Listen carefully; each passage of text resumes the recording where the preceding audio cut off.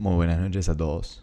Vamos a... Uy, tengo que sacar el ventilador porque muy bien no queda. Así que bueno, denme un segundito, discúlpenme, que ya arrancamos.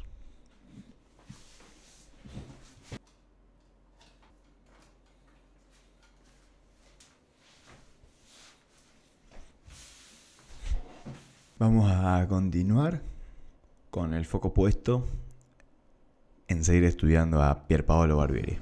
Hoy sí, como corresponde, vamos a los bifes porque ya lo presentamos ayer y ya fuimos viendo quién es. Así que vamos a arrancar. Vamos. Hay mucho por analizar acá dentro, che.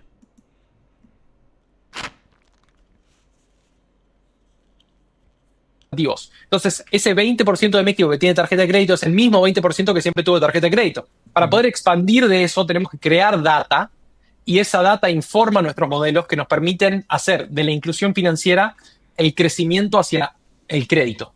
Y es por eso que yo te dije al principio de esta charla que Walla Score, que hoy opera en México tanto como opera en Argentina, es un score que venimos trabajando desde hace 6 años, es mucho mejor y es lo más valioso que tenemos como equipo.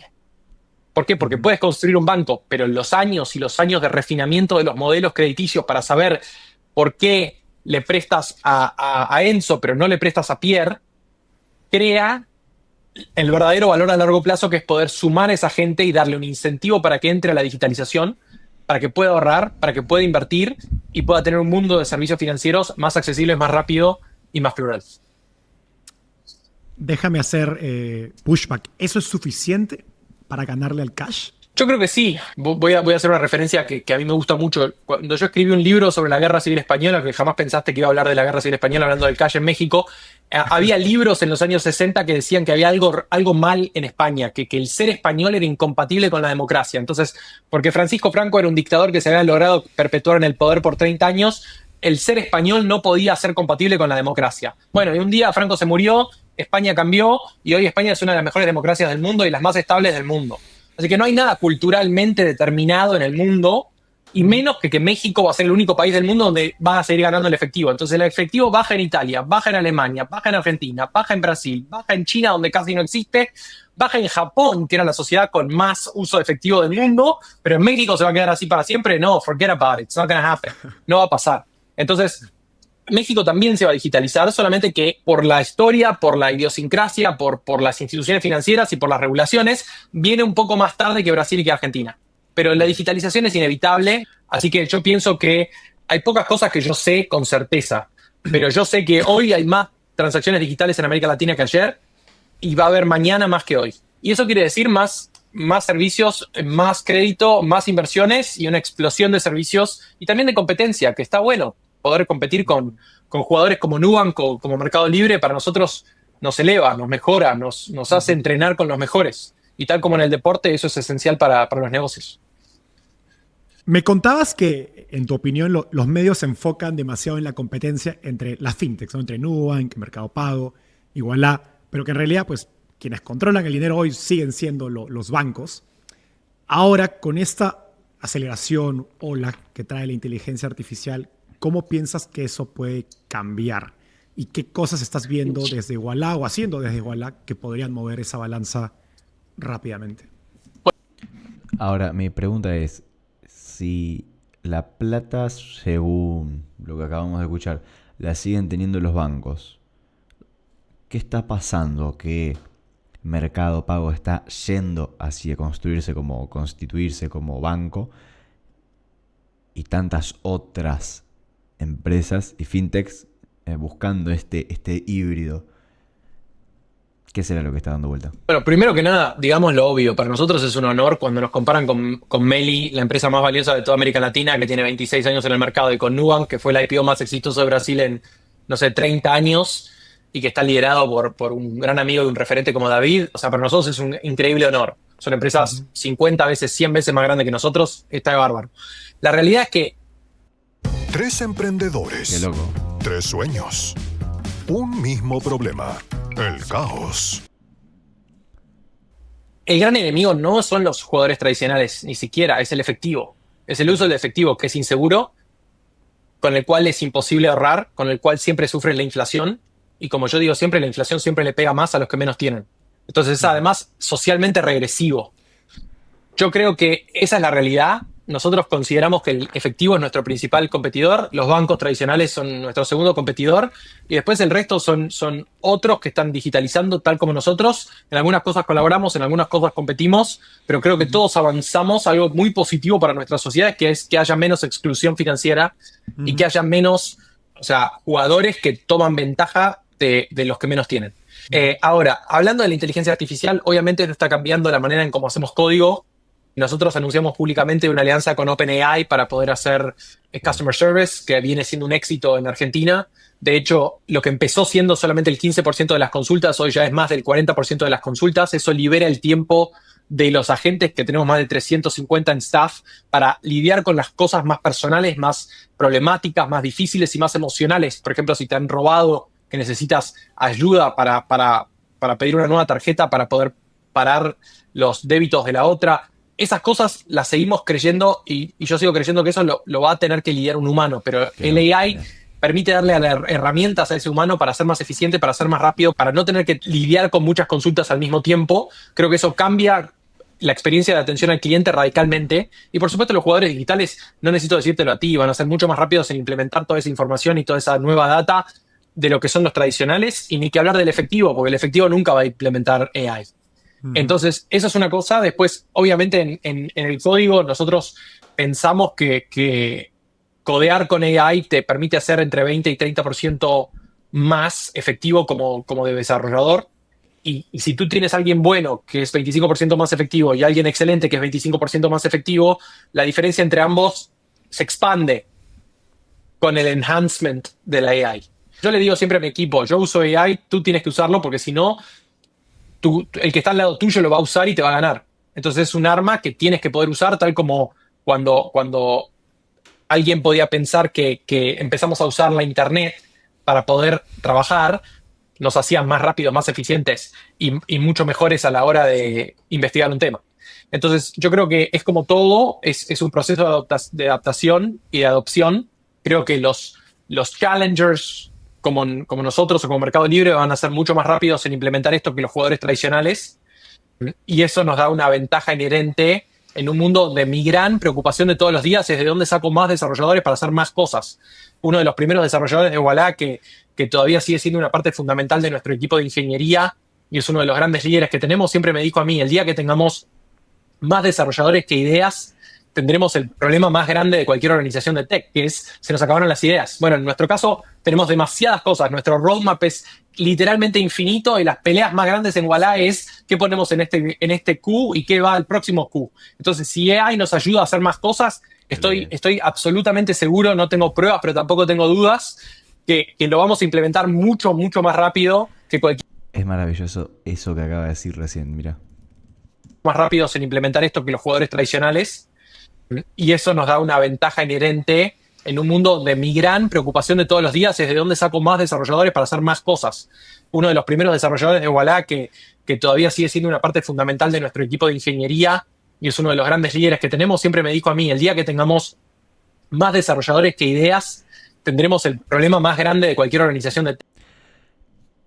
El día que tengamos más desarrolladores que ideas es donde vamos a tener el mayor problema.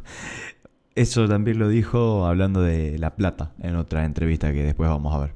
Que es, se nos acabaron las ideas. Bueno, en nuestro caso tenemos demasiadas cosas. Nuestro roadmap es literalmente infinito y las peleas más grandes en Ualá es qué ponemos en este Q y qué va al próximo Q. Entonces, si AI nos ayuda a hacer más cosas, estoy absolutamente seguro, no tengo pruebas, pero tampoco tengo dudas, que lo vamos a implementar mucho, mucho más rápido que cualquier otro jugador que viene de un mundo tradicional donde todavía hay jugadores que hacen préstamos basados en papel. O sea, especialmente para empresas. Y lo he visto en México, donde vas a un banco y te abren una carpeta y te empiezan a leer tu historial con el banco. Entonces, las oportunidades para AI nos van a hacer más eficientes, más rápidos y mucho mejores para pushear código y para poder hacer un producto superador para nuestros clientes. Work is a pain in the apps. My files are in this app. My chat's in this app. Projects in that app. Oh, wow.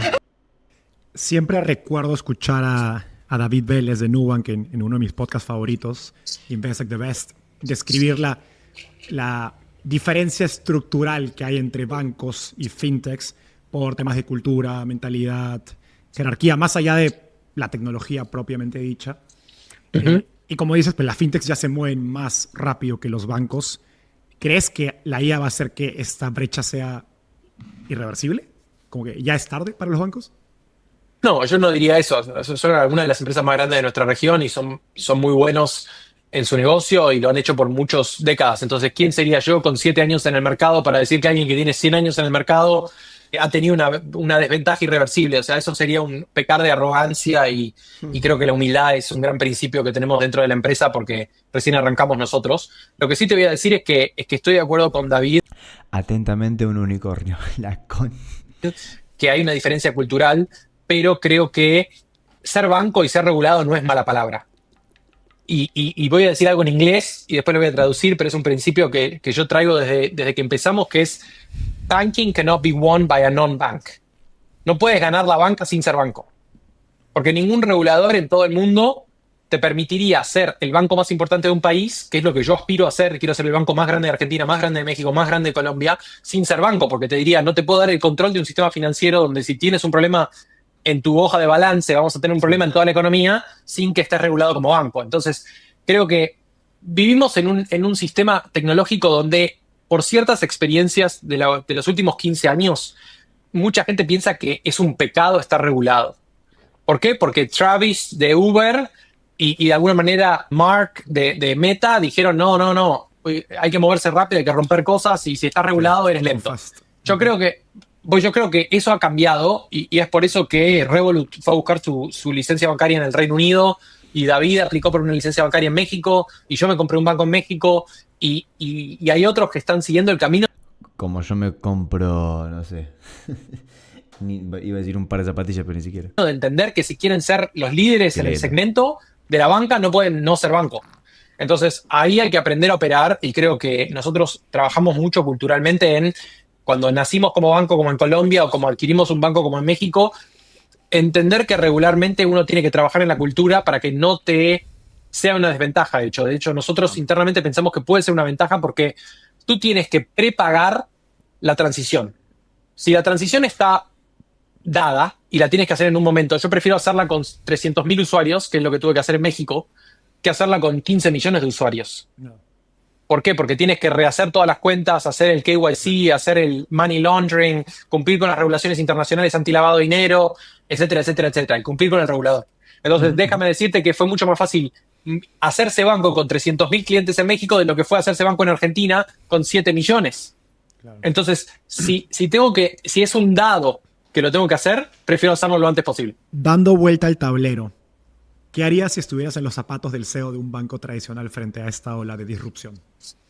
Bueno, yo creo que todos saben cuál es la respuesta. McKinsey ya se lo dijo hace muchos años.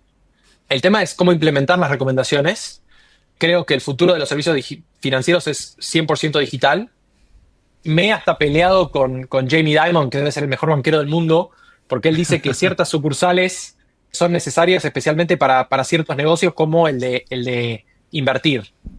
Y yo le digo que, por supuesto, primero que él sabe mucho más que yo, pero segundo que puede ser real en Estados Unidos, en ciertos lugares como Chicago, como San Francisco, como Nueva York, pero para que el 99% de la gente, el teléfono es una mejor sucursal que una sucursal física. Es más fácil, es más accesible, es más rápido, hay menos discriminación para los grupos menos representados y puede haber mucho más accesibilidad. Eso es revolucionario para países como América Latina. Entonces yo creo que el futuro de los servicios financieros pasa por el teléfono porque el presente ya pasa por el teléfono. Los lugares más vacíos en Nueva York son las sucursales de los bancos.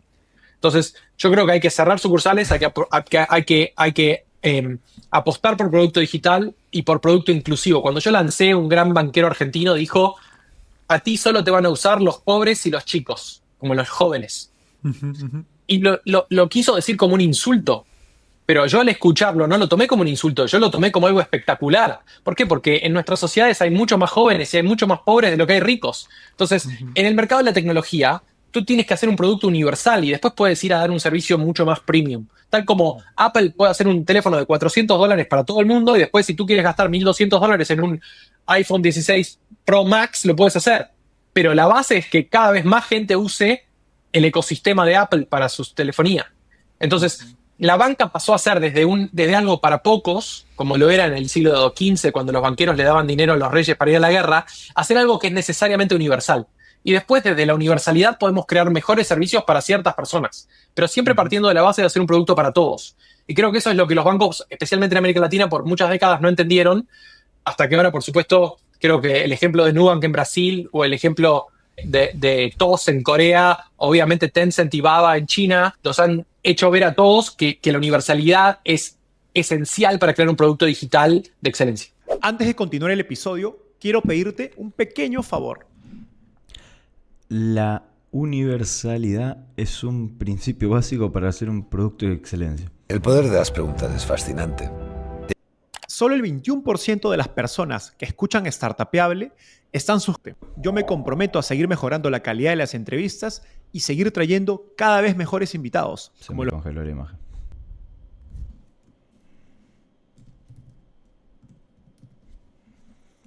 Agregamos fuente. Ponemos esto.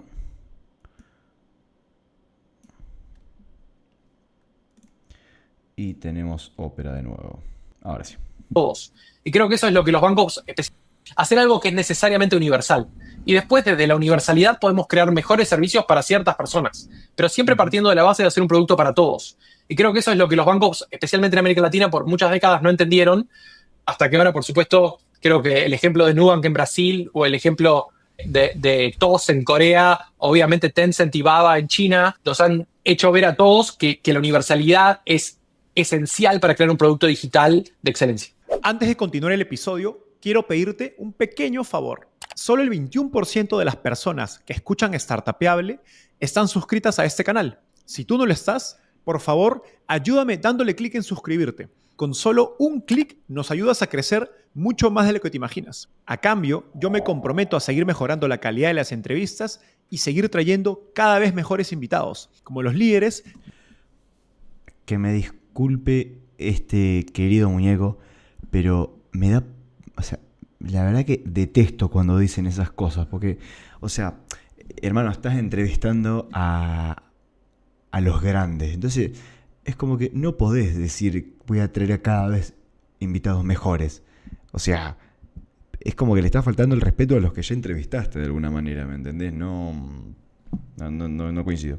Detrás de Mercado Libre, Nubank, Duolingo, Tienda Nube, Pedidos Ya y más empresas de tecnología exitosas de Tienda Nube, como los líderes, la calidad de las entrevistas y seguir trayendo cada vez mejores invitados, como los líderes detrás de Mercado Libre, Nubank, Duolingo, Tienda Nube, Pedidos Ya y más empresas de tecnología exitosas de Latinoamérica y el mundo. Gracias y ahora sí, volvemos al episodio. Pierre, justo conectado a esto, has escrito cómo en México, en Brasil, en Argentina hay 50, 60, 100 bancos.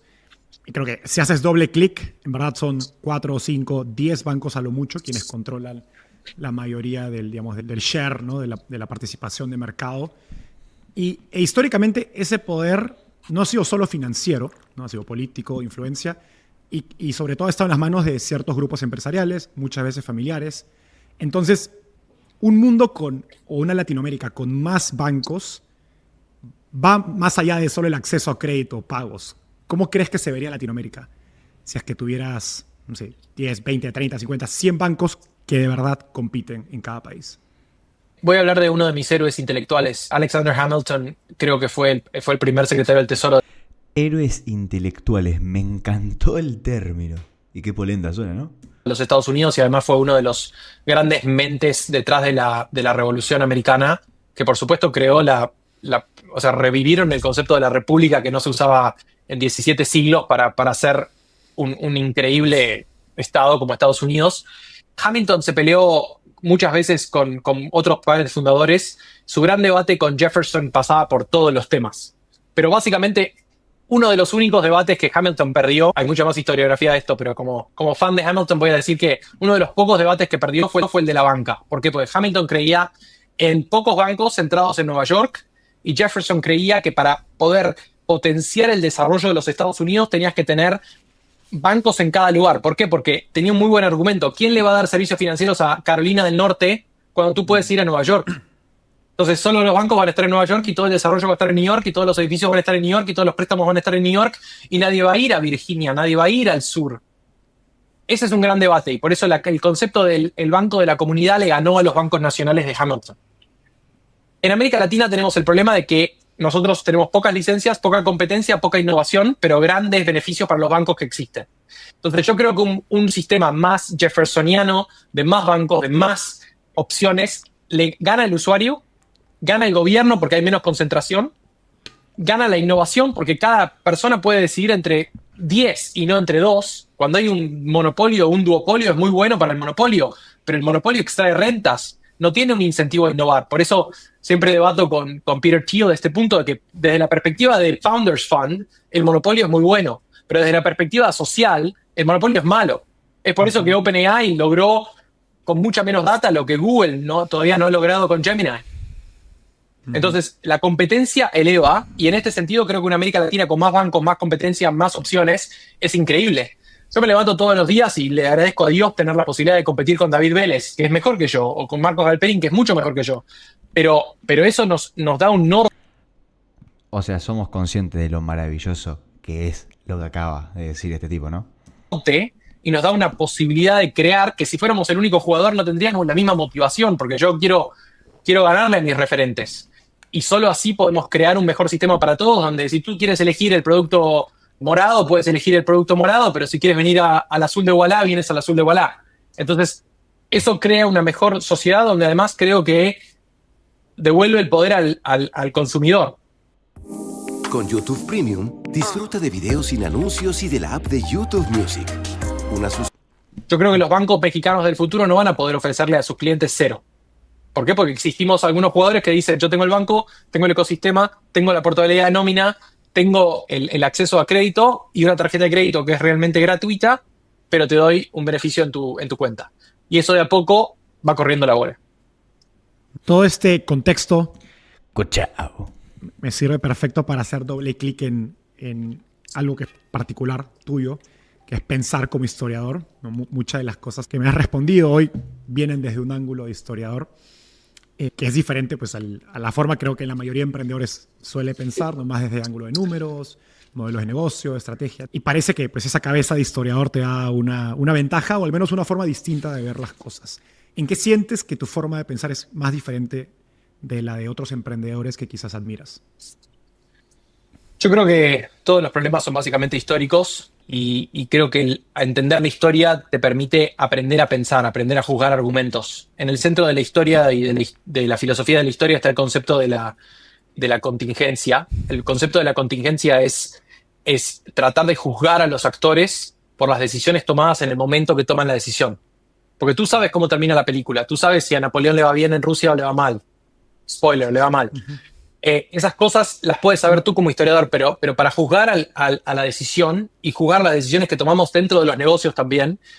No juzgar el pasado con los ojos del presente, básicamente. Exacto. Y además poder entender al actor basado en las decisiones que tomó en el momento que las tomó. Ese es el problema de la contingencia. Eso creo que hace mejores relaciones internacionales, como decía Kissinger, pero también hace mejores decisiones empresariales porque tenemos que diseñar la estrategia, decidir el roadmap, ver a qué segmento vamos, en qué país lanzamos, dónde buscamos una licencia bancaria y dónde no. Entonces, por ejemplo, en los momentos más importantes de Wallah, como fueron el lanzamiento de México, nosotros lanzamos en 2017 en Argentina y empezamos a planear el lanzamiento de México en 2018, en el primer año después de lanzar. ¿Cómo? ¿En qué es? Porque tenemos que diseñar la estrategia, decidir el roadmap, ver a qué segmento vamos, en qué país lanzamos, dónde buscamos una licencia bancaria y dónde no. Entonces, por ejemplo, en los momentos más importantes de Wallah, como fueron el lanzamiento de México, nosotros lanzamos en 2017 en Argentina y empezamos a planear el lanzamiento de México en 2018, en el primer año después de lanzar. ¿Por qué? Pensamiento global al caño. Porque cuando tú naces en Brasil, ir fuera de Brasil es opcional. El mercado de Brasil es infinito. Pero cuando naces en Argentina, por la inestabilidad histórica de Argentina, tienes que diversificarte mucho más rápido. Entonces, el ir internacional es inevitable. Entender eso históricamente nos llevó a una decisión estratégica que otros no habrían tomado, que es la de, bueno, hago Argentina y después espero. Pero yo dije, quizás en Argentina hay un problema económico, hay un vaivén macroeconómico y no tengo posibilidad de poder crecer. Y te mata. tal como le ocurrió a grandes empresas argentinas que hoy no están aquí entre nosotros. Entonces, entendiendo la historia, pensamos en la contingencia y tomamos decisiones distintas que en ese caso creo que nos hacen, no sé si mejores o peores, pero distintos. Algo curioso que Hay mucho que tomar de eso último que dijo. Terrible. me dijiste es que la mayoría de las teorías de management están basadas en muy pocos datos y que la historia te entrena mejor para decidir qué te da esa mirada histórica que quizás no te da un MBA y no sé, hay algún otro momento en cómo gestionas personas, procesos, donde te ha llegado a tomar una decisión distinta a la que otros hubieran tomado. Bueno, la verdad, tuve el gran honor hace unos meses de poder ir a Harvard y que se enseñara el caso de HBS, de la Escuela de Negocios de Harvard de Wallah. Y en el debate hablé de mi perspectiva como historiador y de cómo tomábamos decisiones dentro de enseñar. ¿Qué fue eso último que dijo? No lo entendí. Bueno, de management, decidir qué te da esa mirada histórica que quizás no te da un MBA y no sé, hay algún otro momento en cómo gestionas personas, procesos, donde te ha llegado a tomar una decisión distinta a la que otros hubieran tomado. Bueno, la verdad, tuve el gran honor hace unos meses de poder ir a Harvard y que se enseñara el caso de HBS. Quise enseñar el caso de HBS. De la Escuela de Negocios de Harvard de Wallah. ¿Cómo que es la Escuela de Negocios de Harvard de Wallah? Y en el debate hablé de mi perspectiva como historiador y de cómo tomábamos decisiones dentro de Wallah, la búsqueda de la horizontalidad, la búsqueda de la transparencia, la búsqueda de la misión por sobre todo, de cómo creamos el equipo, de cómo potenciamos el equipo. Y la realidad es que yo creo que la historia sirve más como modelo que la mayoría de los libros de management, ya que el sample size de lo que hablan es bastante reducido. Hay excepciones, por supuesto, pero elijo leer 100 veces más una buena biografía. Se acaba de publicar una excelente biografía de Bismarck, o por supuesto mi mentor escribió una gran biografía de Kissinger sobre las decisiones que tiene que tomar un estadista en distintos momentos del mundo, y yo siempre hablo de un libro que me ayudó a mí muchísimo a pensar ciertas decisiones, que es Sleepwalkers, que es algo que escribió uno de mis profesores de Cambridge, Christopher Clark, que escribió sobre los 30 días antes de la Primera Guerra Mundial y todas las decisiones que llevaron a algo que el mercado pensaba que nunca iba a escalar una guerra mundial, a hacer la Primera Guerra Mundial, la Gran Guerra, la guerra para terminar todas las guerras, como se decía en ese momento. Y creo que eso te da el sabor de la contingencia, te da el entender cómo se traduce la estrategia a la táctica y a la decisión de cada día. Y en ese sentido, a mí humildemente me ha servido mucho más como iluminando decisiones, para bien o para mal, o para feedback, que las teorías de management, que creo que tienen poca vida útil. Una persona que respeto mucho siempre dice: nunca leas un libro que se ha publicado en los últimos 10 años, porque el mundo te va a decir si es buen libro, porque ha quedado en el tiempo. Por eso se sigue publicando la Divina Comedia de Dante, y la mayoría de las cosas que se escribieron, no sé, en los 60 no se vuelven a publicar. Esto es Ragic. Se ve como cualquier hoja de cálculo que verás en Excel o en hojas de Google, pero es mucho más potente. Puedes usar Ragic para almacenar diferentes tipos de datos en tu formato ideal.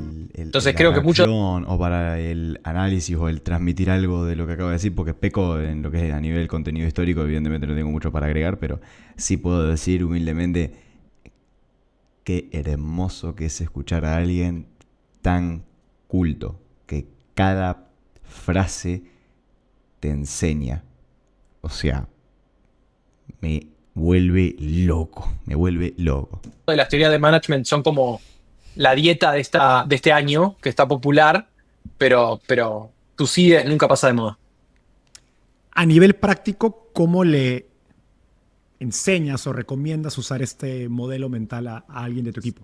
Bueno, primero leer mucho. Creo que no hay sustituto para leer, y especialmente en un momento donde los tiempos de atención son tan cortos, hay que poder verse en distintas posiciones. Siempre nosotros buscamos escribir después de las reuniones cuáles son los deliverables, cuáles son los próximos pasos para ser accountable a nuestras decisiones. Y eso es algo que tomamos de la cultura de Amazon, donde las cosas no solamente se debaten, sino que después se escriben, para poder eliminar los procesos de fricción entre lo que es la estrategia, la pasada a la táctica, y para pasar a la acción. Y creo que en el equipo tratamos de vivir las reglas que tenemos y los principios, o sea, empezando con la misión, pero hacia abajo creemos en una cultura de transparencia. Yo las mejores decisiones que he tomado las he tomado en equipo y las peores decisiones que he tomado las he tomado solo.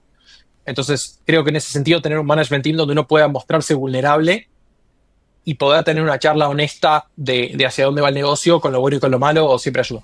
Finalmente, ¿sientes que ya pagaste tu deuda con Argentina? No, para nada. La deuda es larga.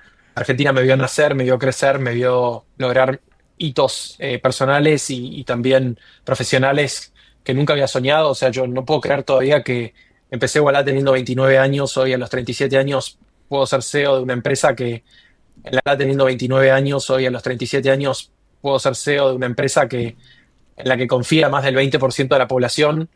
Nosotros tenemos alrededor del 30% de nuestros usuarios que ya nos usan como cuenta principal y tenemos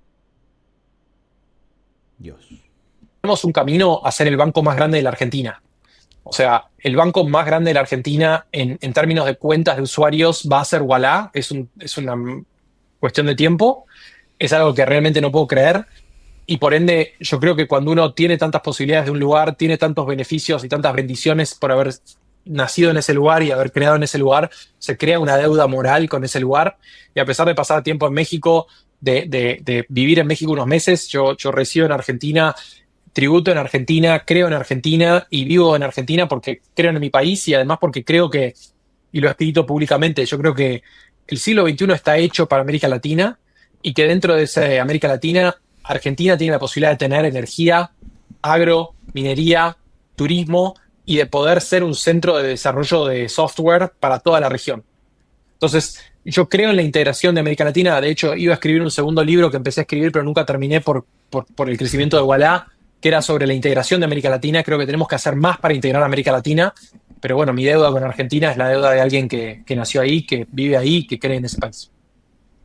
Gracias, Pierre, por la energía y pasión con la que transmites la misión de Ualá. Y de hecho, lo último que dijiste acerca de que uno tiene una deuda moral con el lugar que nace fue algo que me resonó mucho cuando investigaba tu historia. Y siendo peruano y habiendo vivido en México y hoy en San Francisco, pues como dices, el deber o esa casi responsabilidad con tu país es algo muy particular y único. Gracias por eso y nos vemos en un próximo episodio. Muchísimas gracias, un placer. Gracias por acompañarnos hasta el final del episodio. A diferencia de un inversionista, no te cobramos por nuestra sabiduría, pero para poder seguir creciendo necesitamos de tu ayuda. Así que comparte este episodio con tus amigos emprendedores. Y si quieres recibir el resumen con lo mejor de todas nuestras entrevistas, no dejes de suscribirte a nuestra newsletter dándole clic aquí. Nos vemos en el próximo episodio.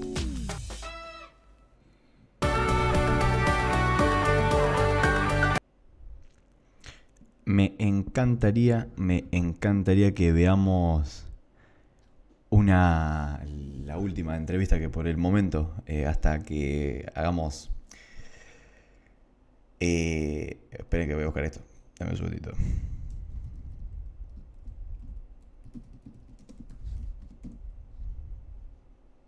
Quiero que veamos...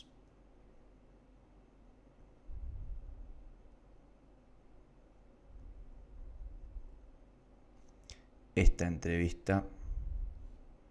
Está muy buena. Está muy bueno lo que dice. Y ahora van a ver por qué. Yo quería decir algo más. Y me olvidé. Que realmente va a haber un momento en el que este programa va a tener una evolución, una mutación, como le quieran decir, en la que vamos a hacer como una segunda temporada de este programa, que va a ser en el momento en el que ya estén estabilizadas determinadas cosas.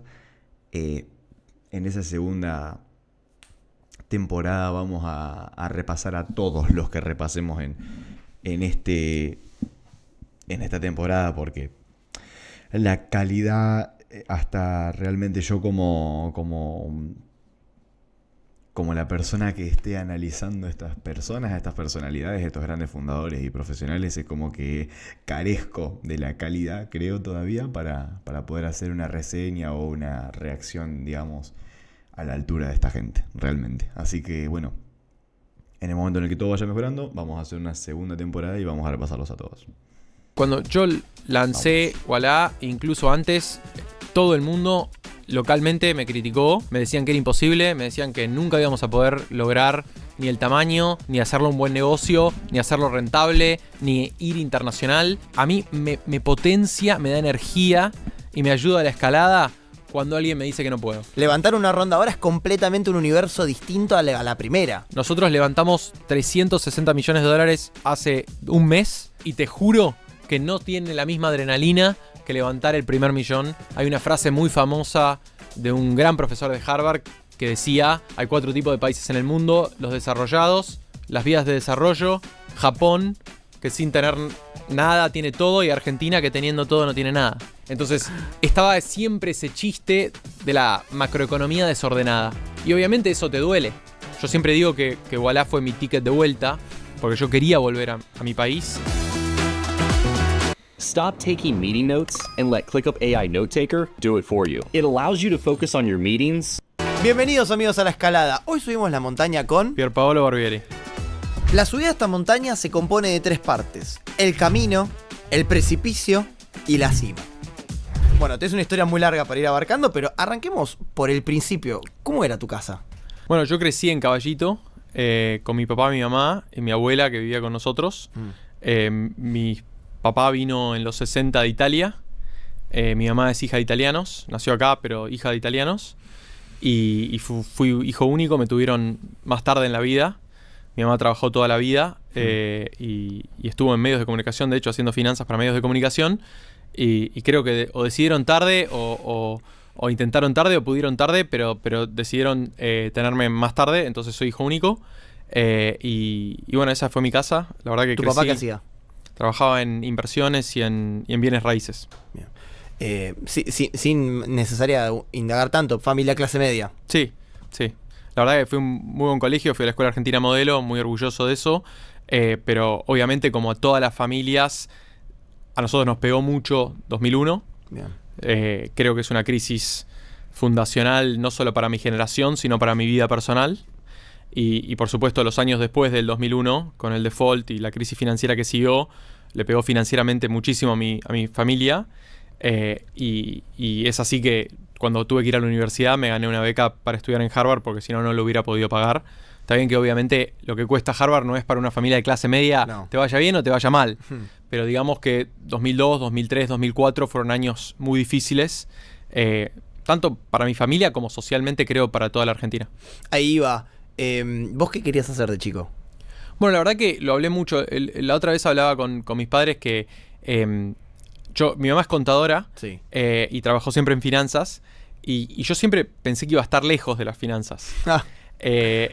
Como a mí siempre me pareció increíble poder crecer en una familia donde los dos trabajaban, mi papá y mi mamá. Y creo que eso no era tan usual para los años 80, 90. No. Entonces yo siempre crecí en un contexto de ver mujeres fuertes. Mi abuela también trabajaba, era costurera, trabajaba. Y eso me influenció mucho cómo construimos el equipo en Ualá. Porque creo que Ualá, de las instituciones financieras de este país, es la que más tiene mujeres en posiciones muy importantes de liderazgo. Sí. Y creo que eso culturalmente es importante. En mi camino personal, yo vi eso en casa y después lo vi muchísimo cuando fui a la universidad y cuando estuve una experiencia de irme a los 17 años a vivir a otro país, a otra cultura, claro, completamente distinta a la mía. Pero de chico, ¿qué era lo que te entusiasmaba? O sea, perdón, sí, iba por ahí. Iba por ahí, pero a mí me entusiasmaba no hacer algo financiero, o sea, hacer algo muy distinto a lo que hacía mi mamá. Bien. Y de hecho, cuando yo llegué a la universidad, pensé que iba a estudiar cine. El cine me apasiona, siempre lo hizo desde chico, pero cuando llegué a la universidad cambié radicalmente, en parte influenciado por lo que te decía del 2001. Yo realmente quería entender por qué nos pasó lo que nos pasó. Entonces terminé estudiando historia con mi mentor, que es un profesor de historia que se llama Neil Ferguson, y también con todo el departamento de historia. Yo decidí estudiar historia y después estudié economía y gobierno, como para poder entender eso. Pero ahí hubo un viraje tremendo de un chico que pensó que llegaba a la universidad a hacer cine y terminó haciendo historia, economía y y un poco de finanzas. No, y aparte completamente a la corrida la premisa de no quiero hacer lo mismo que mi mamá. Y acá estoy, y el otro día me dijo alguien, sos banquero. Y yo le digo, no soy banquero. Y después digo, pero tenés un banco, entonces bueno, está bien. Te la dejo pasar. Sí, yo soy historiador. Llegué a la universidad, como te digo, pensando que iba a ser algo mucho más artístico. De hecho, tomé clases de cine, tomé bastantes clases de cine, casi que podía, como se dice allá, tener un minor en cine. O sea, como una de las áreas de estudio podía ser el título menor, podía hacer eso. Pero bueno, al final decidí que el principal fuera historia y después hacer economía y gobierno. Te escuché bastante hablar en otras entrevistas de lo de Harvard, pero a mí siempre me da curiosidad que no me terminó de quedar en claro cómo se llega a Harvard, cómo se contacta, mandás un mail. No mandás un mail. En esa época no mandás un mail. Básicamente lo que pasa es que las universidades americanas y también algunas de otros países tienen estos exámenes estandarizados, que en ese caso se llama el SAT. Entonces vos tomás exámenes como el First Certificate del inglés, pero para entrar a la universidad. Entonces tomás de matemática, de lengua, de lógica y después elegís alguna materia. Yo me acuerdo que elegí historia, donde me fue muy bien, y después elegí matemática, donde me fue muy mal. Entonces mandás todos los resultados de los exámenes y después haces unos ensayos para acompañar esos, como en una aplicación para entrar, que es un estándar común en todas las universidades de Estados Unidos. Entonces, ¿pero vos en tu mente ya era yo voy a entrar a Harvard? No, para nada. Yo hice debate muchos años. Fue lo que hice en la secundaria, después lo seguí en la universidad, pero yo representé a Argentina en 3 mundiales de debate, que es como un mundial nerd, ¿viste? Como está el mundial de fútbol, bueno, hay mundiales de debate que se hacen todos los años. Argentina tiene un equipo, no es tan bueno como el...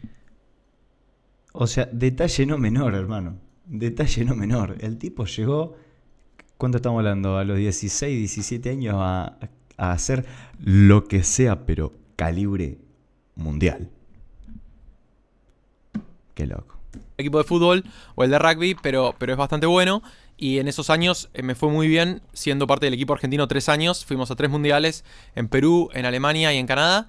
Y especialmente en el Canadá nos fue extremadamente bien. Y eso me habilitó porque yo veía a muchos de mis colegas que hacían debate para otros países, como para el equipo de Canadá, o el equipo de Estados Unidos, o el equipo de Australia, o el equipo de Grecia, que les iba muy bien y después entraban en estas universidades. Entonces, las universidades americanas te reclutan tal como reclutan que vemos en las películas. Total. Si sos muy bueno en tenis o si sos muy bueno en remo, también te reclutan por debate. Entonces, a mi aplicación, que era una aplicación normal como la de todos, la ayudó a tener un muy buen historial de debate para decir que no era cualquiera el que aplicaba.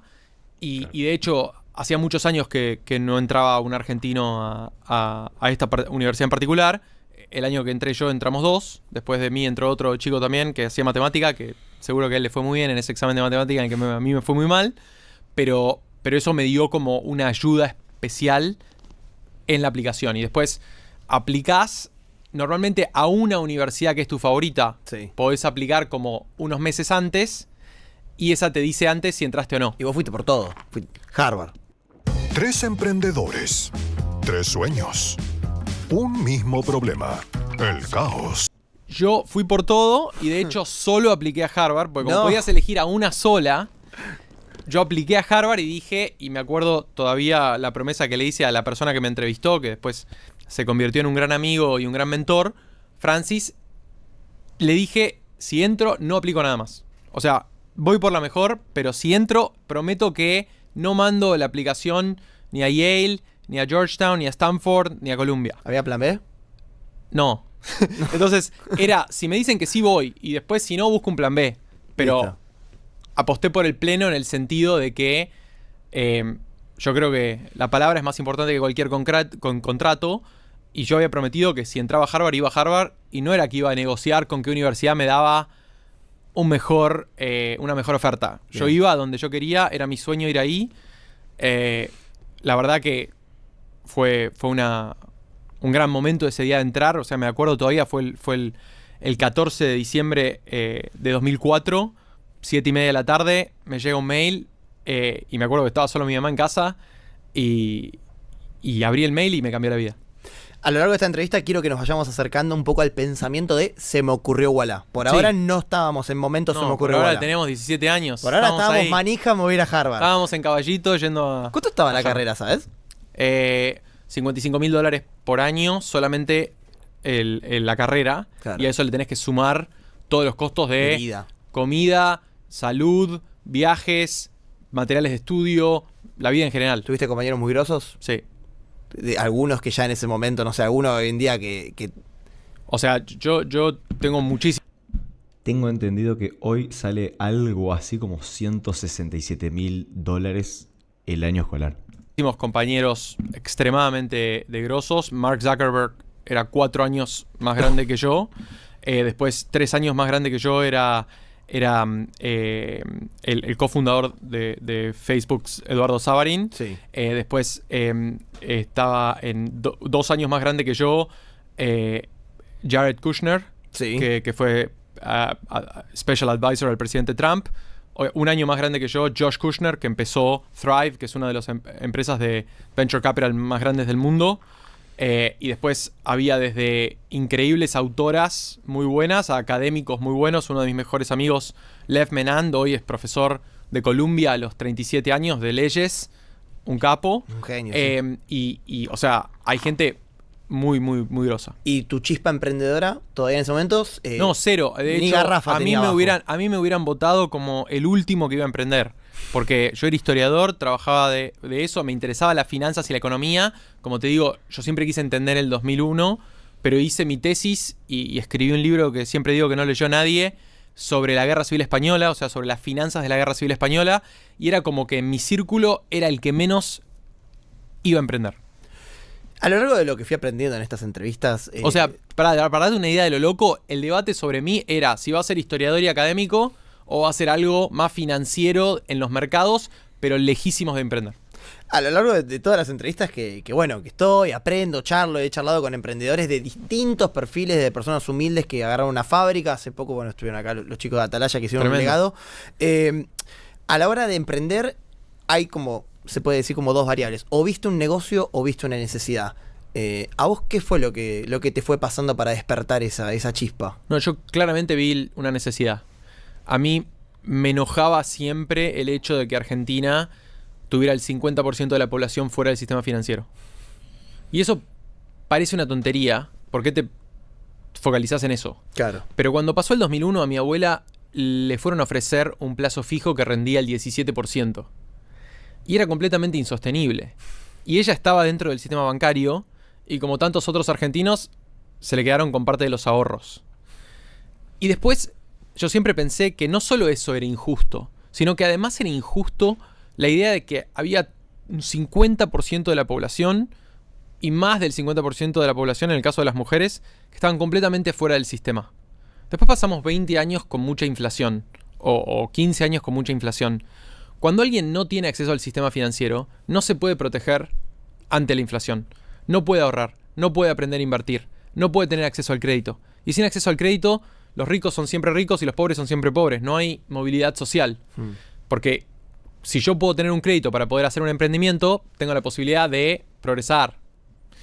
Y esas cosas me dieron bronca. Entonces yo nunca podía entender por qué, si en Brasil el 95% de la gente tenía acceso al sistema financiero, si en Chile el 90% de la gente tiene acceso al sistema financiero de alguna manera o de otra, ¿por qué en Argentina no? Entonces esa era la necesidad que yo vi, pero lo vi muchos años después, porque hice el libro, después trabajé 10 años en Wall Street, trabajé en finanzas y en macroeconomía, y después como parte de eso, en 2014, 2015, empecé a ver más el mercado argentino. Yo siempre digo que Ualá fue mi ticket de vuelta, porque yo quería volver a mi país. ¿Qué sentías? ¿Una deuda? We have got to the point where literally anybody can build a fully working app without knowing how to code. This is Base 40. Sí, creo que sentís un deber moral con el país que te vio crecer. Yo soy de acá, siento que soy de acá, a pesar de tener la nacionalidad italiana también por mi papá.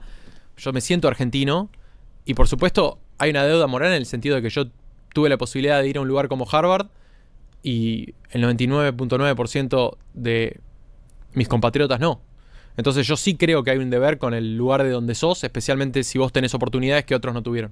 Hace poco charlando con un español por fuera de este podcast me decía que no solo conmigo, sino que con otros argentinos le pasaba que el argentino habla mucho de Argentina estando fuera del país. A vos te pasaba que en Harvard tus compañeros te preguntaban por vos, te decían, che, qué mal está Argentina, che, cómo está esto. Bueno, Argentina es siempre ese lugar que tiene una mala fama financiera y económica. Mi mentor, que enseñaba historia económica, siempre empezaba la primera clase del semestre hablando del caos que es Argentina.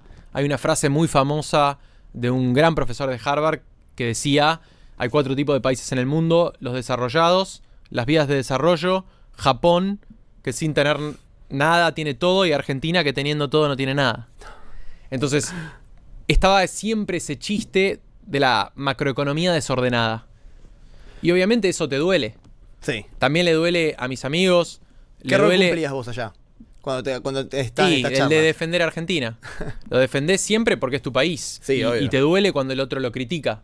Y mi esposa tuvo una experiencia similar también en Estados Unidos en clase de economía, en otra universidad. Entonces siento que eso es algo muy, muy obvio que se ve desde afuera, pero te hace defender más tu patria, te hace defender más tu lugar, como cuando nos critican a la selección, que es inaceptable. Entonces, creo que eso te hace más argentino, no menos. Entonces, cuando uno está acá, es muy fácil criticar. Cuando uno está afuera, creo que uno siente más la necesidad de defender. ¿Cuántas veces escuchaste cuando empezaste a plantear esta idea, que, bueno, me dirás si ya en ese momento tenía nombre Ualá o no, pero esta idea que me venías contando, que te digan, eso no es para este país? 1000 veces. O sea, cuando yo lancé Ualá, incluso antes, todo el mundo localmente me criticó, me decían que era imposible, me decían que nunca íbamos a poder lograr ni el tamaño, ni hacerlo un buen negocio, ni hacerlo rentable, ni ir internacional. Y 1000 veces me dijeron o que llegábamos una década más tarde que Mercado Libre, o que nosotros no éramos como David Vélez, que es el fundador de Nubank en Brasil, que es un emprendedor y además un gran amigo y mentor mío. Siempre nos dieron el por qué no. Y yo siempre digo que la macro nos dijeron o que llegábamos una década más tarde que Mercado Libre, o que nosotros no éramos como David Vélez, que es el fundador de Nubank en Brasil, que es un emprendedor y además un gran amigo y mentor mío. Siempre nos dieron el por qué no. Y yo siempre digo que la macro siempre te da excusas. Y el otro siempre te va a decir que no podés. Pero tampoco podemos confiar en el sistema financiero, siempre lo dije, lo digo hoy de nuevo, siendo banco o teniendo un banco. No podés confiar en los que por 100 años no resolvieron un problema, en un día despertarse y resolver el problema. Claro. Entonces tenés que pensar el problema desde otro lado.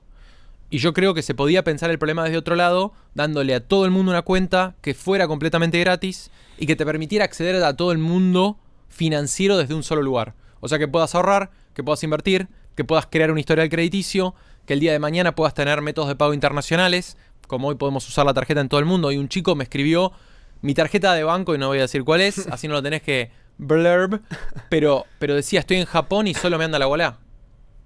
Y no es que somos el único banco en este país, no. Pero te anda globalmente y para otros no. Entonces, yo creía que se podía hacer eso. Y a mí personalmente... Qué cosa tan maravillosa que es eso, por Dios. Personalmente... ¿Qué tan solo estabas en esa idea? Bastante, pero tenía un gran equipo conmigo. Pero a mí me potencia, me da energía y me ayuda a la escalada cuando alguien me dice que no puedo. Mirá. Entonces, hubo un gran banquero argentino muy eminente en la sociedad argentina que dijo, a vos solo te van a usar los pibes y los pobres. Y para mí eso fue como fuego en el corazón, porque dije, parte de la motivación es mostrarle a todos esos que no creen que podemos, que sí podemos.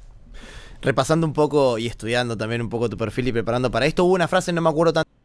Sin dudas que eso es un pedazo de motor. Pero me intriga saber a nivel salud qué tan bueno sea. Habría que hacer ese análisis, pero bueno, no soy quien para realizarlo. De la motivación es mostrarle a todos esos que no creen que podemos, que sí podemos. repasando un poco y estudiando también un poco tu perfil y preparando para esto, hubo una frase, no me acuerdo tan textual si fue, pero vos estabas explicando que emprender es perder muchas batallas todos los días. Sí. ¿Cuáles fueron las primeras batallas que fuiste perdiendo? Yéndolo bien a lo terrenal, ¿tuviste la idea? ¿Te empezaste a juntar con gente? ¿Y cuáles fueron esas primeras piñas? No, por supuesto, las primeras piñas es primero buscar el equipo, segundo buscar el capital y tercero buscar, en este caso estamos hablando de una Vos fíjate qué antinatural que son. Viste, yo ya vengo insistiendo mucho con esta palabra, el antinatural, ¿no? Uno dice, bueno, primero necesito guita para después poder armar un equipo y hacer tal cosa, pero no. Vos fíjate, primero el equipo, después buscar el capital y después... Dios. Actividad regulada no es abrir un nuevo restaurante. Sí, Cuando sí, vos no. haces cosas financieras, tenés que cumplir con la regulación. Porque no puedes hacer cualquier cosa porque hay que proteger al consumidor. Sí. Entonces, primero fue formar un equipo. Obviamente yo no venía de tecnología, yo venía de historia y de macroeconomía. ¿Tus conocimientos tecnológicos eran? Cero. Yo no puedo hacer una línea de código. Todavía no puedo hoy. Me carga el equipo. Pero creo que podemos hacer un equipo que me supere. Eso es una de las filosofías de Ualá y vienen de que yo no puedo. Bien. Entonces, yo me quiero rodear siempre y me quise rodear siempre de gente mejor que yo. Y la filosofía de Ualá es, cada líder es líder porque contrata mejor gente que él o ella.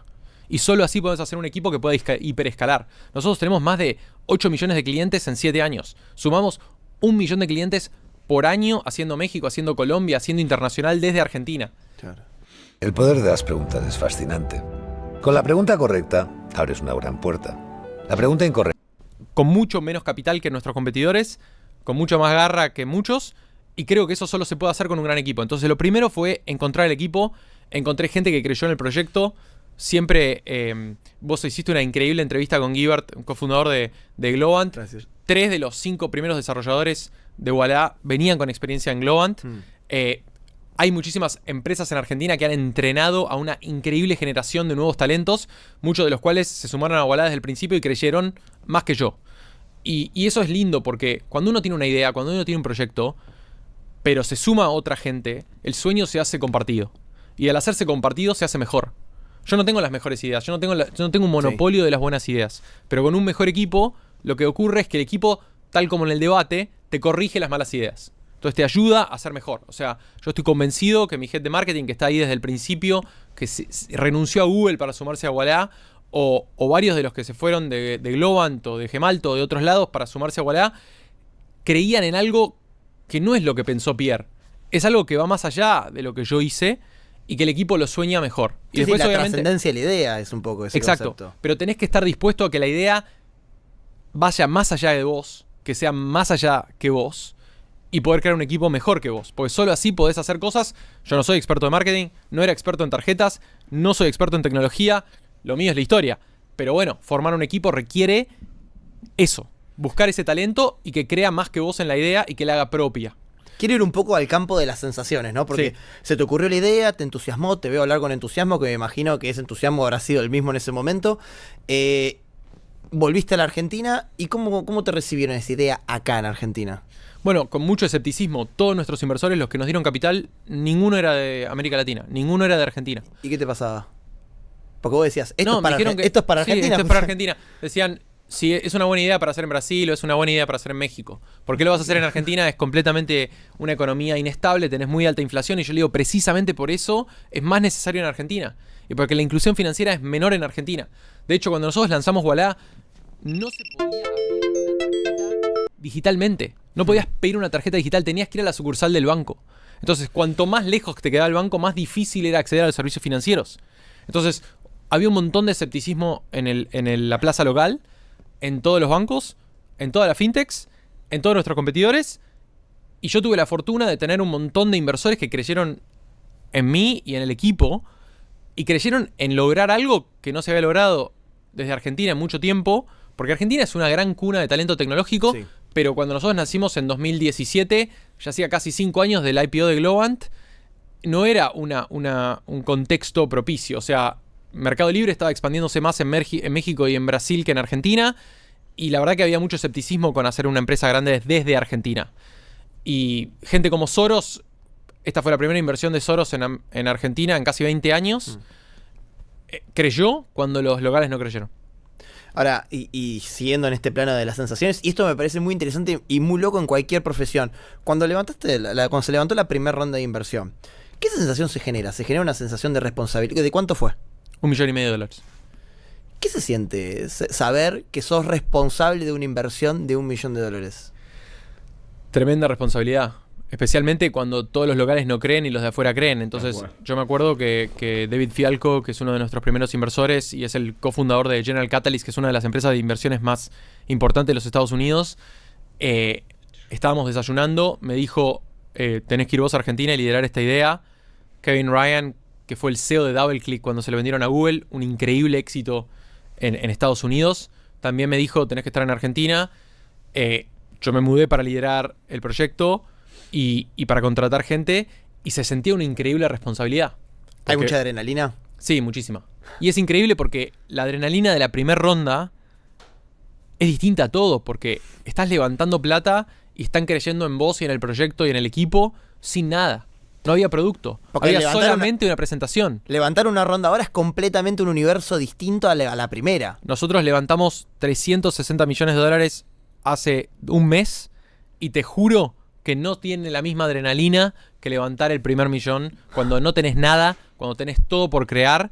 Y de hecho nosotros teníamos un plan del cual terminamos ejecutando 4 de las 5 ideas, porque el mismo equipo dijo, ya está listo, lancémoslo, probemos las cosas, porque yo no estaba confiado que iba a ser suficiente. ¿Vos dentro de la cabeza de ese proyecto eras el que decía, pará falta o lancémoslo ayer? No, yo era el de pará falta.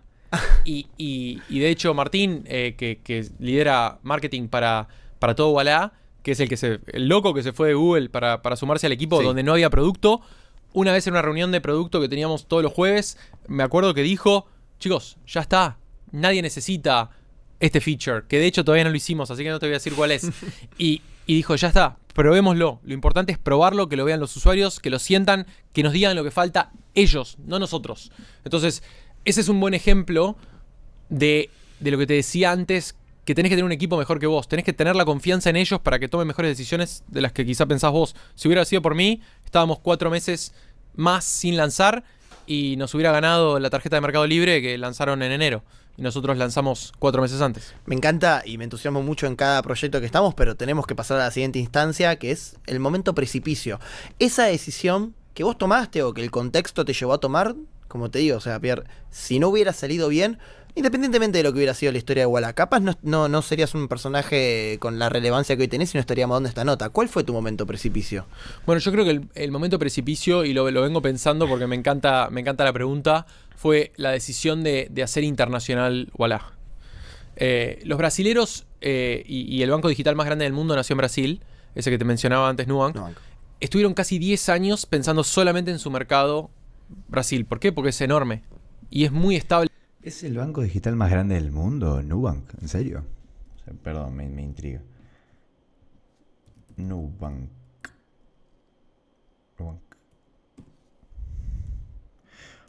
Nubank es una de las plataformas de servicios financieros digitales más grandes del mundo. Una fintech brasileña fundada en 2013 que opera en Brasil, en México y en Colombia, ofreciendo productos como cuentas de ahorro, tarjetas de crédito, anualidad, Qué locura. Macroeconómicamente. Entonces nosotros tuvimos una situación muy distinta, que fue el segundo año de Ualá, ya estábamos pensando internacional. ¿Por qué? Porque Argentina es un mercado muy importante, es un mercado G20, es una economía grande, pero es históricamente inestable. Entonces, las grandes empresas de Argentina que han creado soluciones regionales han salido de Argentina para balancear a la Argentina, que puede tener momentos increíbles, pero también puede tener momentos muy malos. Si nosotros no hubiéramos decidido eso en 2018, o sea, lanzamos en 2017, sí, a fin de 2017. Si no hubiéramos decidido 2018 lanzar en México, que tardó 2 años más, pero ya estaba en camino, obviamente el golpe de 2019, cuando todas las acciones argentinas y el mercado argentino se cayó, y especialmente el golpe de 2020, cuando vino la pandemia, quizá no hacía que estuviéramos acá. Entonces, si te digo un ejemplo más de cómo el equipo es mejor que yo creía que era mejor ir a otro mercado. Ir a un mercado más chico, ir a un mercado más cerca, ir a un mercado más simple. Y mi propio equipo me empujó para ir a México. ¿Por qué? Porque México tiene el mismo problema que la Argentina, que te decía de la falta de inclusión financiera, potenciado, porque ahí el 75% de la gente no tiene acceso a los servicios financieros. Entonces, si nuestra misión es traer a los servicios financieros al siglo XXI, que es la misma que escribimos en el pizarrón en 2016, o sea, no cambió, había que ir a México. Y ese fue el momento bisagra.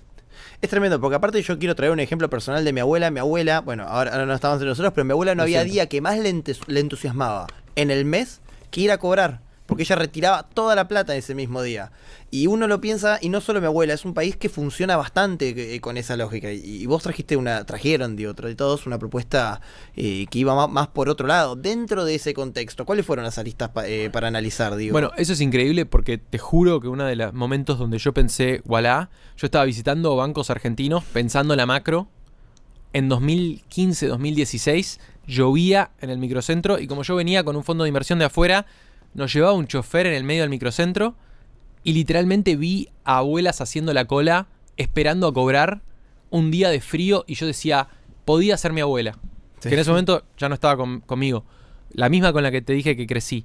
Y podía ser ella y sin embargo no tenía acceso a un sistema que la dejara cobrar en paz en su casa. Iba y tenía que ir a buscar en 2015 la plata tal como lo hubiera hecho en 1930. Y para mí eso era realmente ridículo. Porque en Estados Unidos nadie va a los bancos. En Europa nadie va a los bancos. A menos que tengas un gran problema, no vas. Vas y dice el chiste que el lugar más solitario en Nueva York es adentro de un banco. Porque la gente nunca quiere ir. Entonces, ¿por qué condenamos a los más grandes y a los más jóvenes y a los que menos tienen a una experiencia que no queremos nosotros? Entonces yo creía realmente que eso es algo que había que cambiar y es parte de cómo yo pensé la idea. Entonces las aristas son que sea siempre digital, que sea siempre más fácil, que sea siempre más inclusivo. Porque me parece súper importante que todo el mundo tenga una cuenta. Yo creo que en 10 años toda tu vida va a pasar online. Entonces, si no tenés un medio de pago digital, no podés... Have you ever heard content creators say, comment the word burgers below and I'll send you over something for free? And then when... Pagar por el streaming, no podés pagar por la música, no podés pagar por una película, no podés pagar por un juego, no podés pagar por el delivery de comida. Entonces, hay un montón de cosas que antes, en 2015, se hacían en efectivo, que ahora ya no. Entonces, si no tenés un método de pago digital, y con eso inversiones, protegerte de la inflación, el crédito, los cobros, poder cobrar si tenés un negocio, todas esas cosas, quedás afuera del sistema. Entonces a mí me parece eso injusto. Y en América Latina tenemos el problema, que no es solo un problema en Argentina o en México, por eso también lanzamos en Colombia y tenemos ambiciones de ir por más, de que es un problema de toda América Latina. Hay pocos bancos, hay poca inclusión financiera, hay muy poco crédito, y es por eso que tenemos poca movilidad social. Yo siempre lo digo y lo reitero acá, no podemos pedirle a la gente que crea en la democracia y en el capitalismo y después no se pueden proteger de la inflación, no pueden invertir, no pueden tener acceso a un crédito. Porque entonces vivimos en una sociedad donde en realidad no es una democracia, es completamente jerárquica y es como India que tiene castas. Entonces el que nació rico se muere rico y el que nació pobre se muere pobre.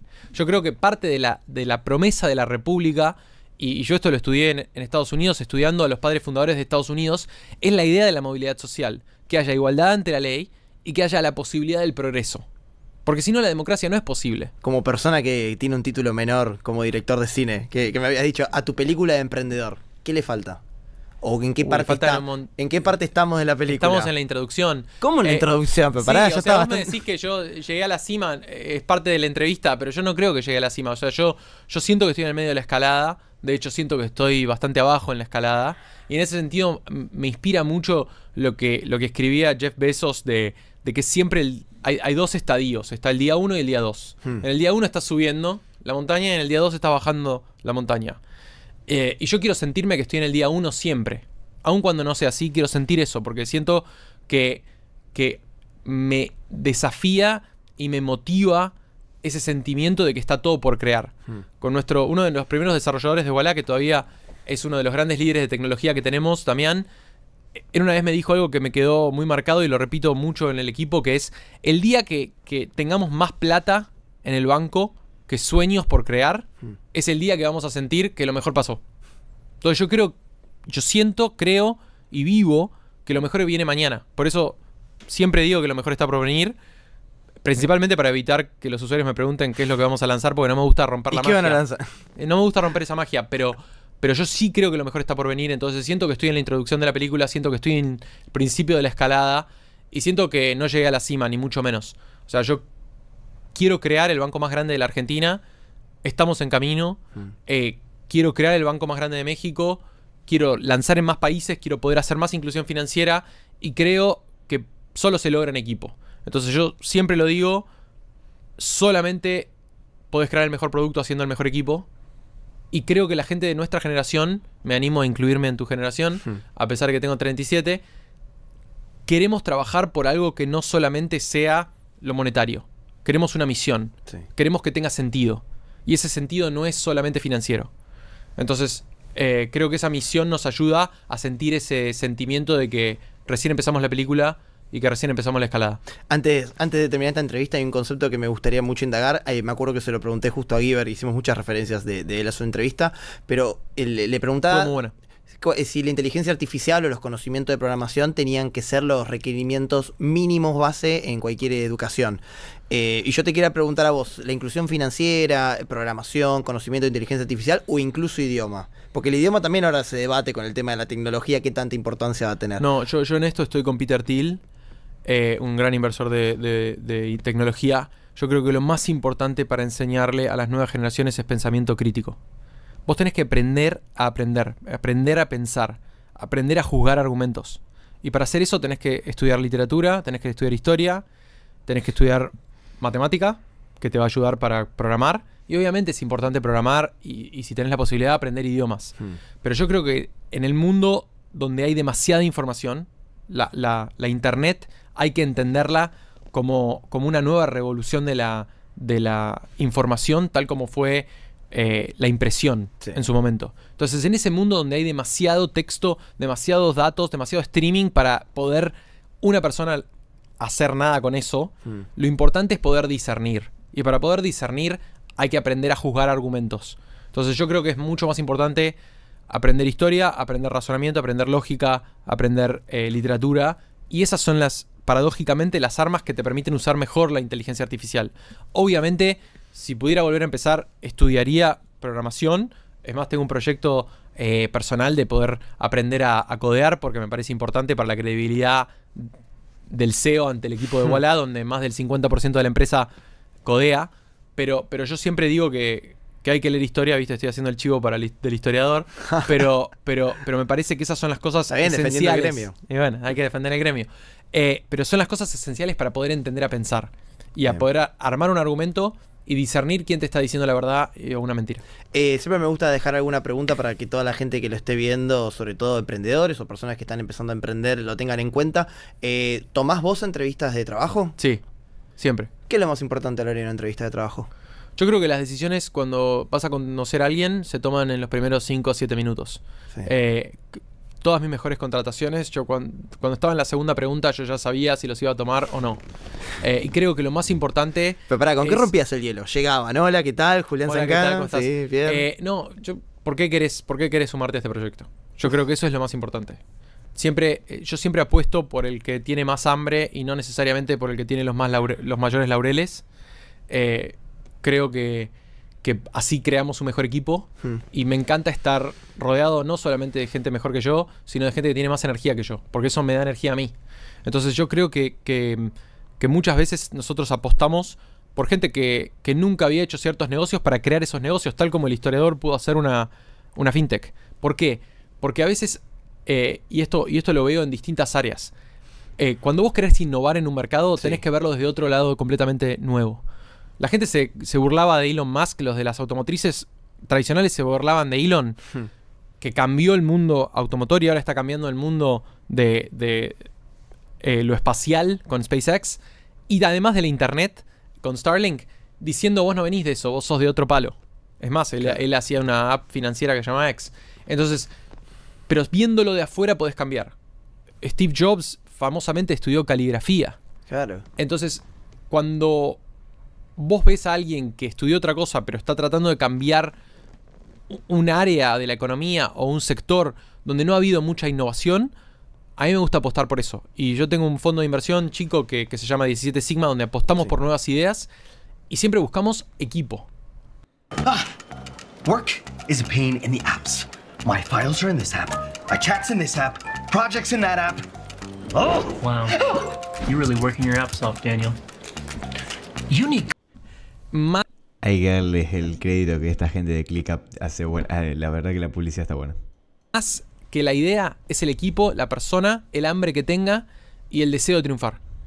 Y eso nos lleva a tomar buenas decisiones, porque las ideas pueden cambiar, pero vos cuando estás apostando por alguien, sea para un trabajo o sea para una inversión, estás apostando por esa persona. Si va a poder resolver los problemas o no. Si va a poder formar equipo o no. Si va a poder pivotear en la idea si no funciona o no. Y creo que eso es lo que dicen los mejores inversores y yo creo que es lo más importante para las entrevistas. He escuchado en varias entrevistas que vos hablabas mucho del síndrome del impostor. Déjame decírtelo, sos una palabra recontra autorizada para hablar del emprendedurismo. ¿Te gusta o no? Sos una palabra muy Pensé autorizada. que ibas a decir sos autorizado para hablar del impostor, ¿está bien? Para hablar del emprendedurismo. A veces hablan de factor suerte, otras veces se hace paño más frío si se habla 100% en la capacidad, pero yo creo que siempre en las historias hay algo más. Hay algo más. ¿Por qué vos? ¿Por qué a vos te pasó lo que te pasó? Napoleón siempre decía que había que elegir a los generales no solamente por el currículum, sino ver quién tuviera fortuna, en el sentido griego de la palabra. Yo me siento muy afortunado, siento que estuve en el lugar correcto, en el momento correcto, pero principalmente con un equipo correcto, que es lo que trato de crear todos los días y por eso hablé tanto de eso. Creo que en mi caso personal lo que pasó fue, volviendo a una parte de nuestra charla, la gran necesidad que vi. Y un gran emprendedor de Estados Unidos lo dijo y lo voy a citar: vos tenés que amar la idea tanto que puedas estar ok con 9 días de cada 10 siendo chotos. Porque cuando estás emprendiendo vos estás creando algo de la nada. Algo que no había lo estás tratando de hacer. Entonces naturalmente no te va a funcionar el primer día, no te va a funcionar el segundo, no te va a funcionar el tercero. Pero para el 10º quizá te sale bien. Entonces tenés que amar tanto la idea, creer tanto en la misión, que te banques los 9 por el 1. Porque si cada 10 hay 1 bueno y 9 malos, y yo te digo que era así cuando levantamos la primera ronda, y es así hoy, porque hoy cuando vengo de la oficina hubo 37 cosas que salieron mal, tenés que amar tanto la idea de poder tener esa resiliencia en los momentos difíciles. Mal, es así hoy, porque hoy cuando vengo de la oficina, yo te digo que era así cuando levantamos la primera ronda, y es así hoy, porque hoy cuando vengo de la oficina hubo 37 cosas que salieron mal. Tenés que amar tanto la idea de poder tener esa resiliencia en los momentos difíciles, que al emprender son mucho más que los momentos fáciles. Entonces yo siento que es la fortuna de haber encontrado una idea así, que me motive tanto y que yo piense que es el primer día, el primer momento de la escalada y que lo mejor está por venir. Pierre, muchas gracias por haber venido. Un placer. Nosotros nos reencontramos la próxima. Hasta luego. Qué lindo, che. Yo quiero ver solamente un último detallecito.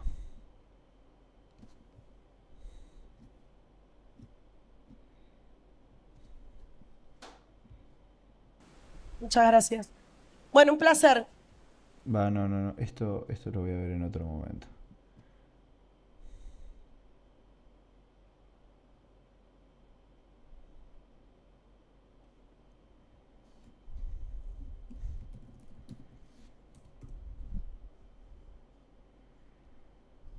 ¿Otra vez con malabares a fin de mes? Esto seguro te va a servir. Tarjeta de crédito Macro. La tenés... Algodón. Dr. Ink Remeras. Diseños exclusivos. Envíos a todo el país. Compra Dr. Ink Remeras. Tránsito seguro. Neura FM. Neura. 89.7. De El Inversor. Amigo Alan Suchovic, ¿cómo estamos? Hoy estamos bien, amigo. Día interesante, día de muchas noticias. No tan interesante como el programa que vamos a tener hoy. Hoy igual, es tremendo el programa. Hoy es realmente completo. Pero fue Fed Day. Hubo decisión de tasas de la Fed. Quedó todo igual. Quedó todo igual. El discurso. Empezamos a ver que el mercado imagina por el 17 de septiembre de 2025 que bajen la tasa. Recordemos que de alguna manera es importante. Primero porque va a denotar un poco, va a dar optimismo si se quiere. Bueno, no fuera, pero quiero introducir ya a nuestro invitado para hablar de un montón de temas, porque además no sé cuánto tiempo lo vamos a tener, así que lo quiero aprovechar. Está Pierpaolo Barbieri con nosotros, un gustazo tenerlo acá. Un placer estar acá. No sé si todo el mundo te conoce como que sos historiador. Yo soy historiador, es lo que hice, es lo que hago. Es lo que haces. Bueno, digo, o sea, de profesión soy historiador. De profesión soy historiador. No, no dije eso, no lo dije. Ya me están metiendo en lío y ni empezamos. CEO y founder de Ualá. Bueno, y un gustazo tenerte acá con nosotros, así que muchas gracias. Sé que llegaste hoy de viaje, así que se agradece. Yo cumplo. Volví y acá estoy. Muy bien. Bueno, Pierre, un placer estar acá. Te quiero llevar de lo grande del mundo, de qué es lo que está sucediendo, traerte un poco hasta Argentina y hablar un poquito de todo. Vamos un poco a la geopolítica y voy a aprovechar tu condición de historiador. Te voy a sacar de Ualá un segundo para llevarte a la condición de historiador.